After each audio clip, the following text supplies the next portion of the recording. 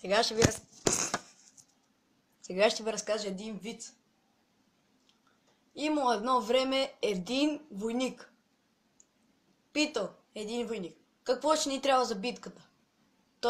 Другия войник отговорил: ще ни трябват патрони. Той чул бомбони. Питал друг войник: какво ще ни трябва за битката?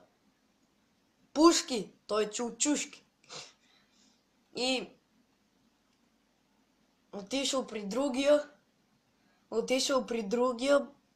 друг, питал: какво ще ни трябва пак за битката? И другия войник му казал: бомби. Той чул балони. И битката започнала. Стреляйте с пушките, стреляйте с пушките, а той стреля с чушките, а те стрелят с чушките.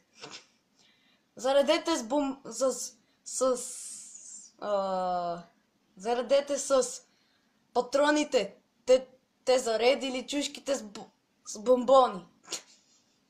Хвърляйте бомбите, те хвърли балоните. И генералът казва: момче, ти си изхвърлен от поста си. Дано да ви е смешно.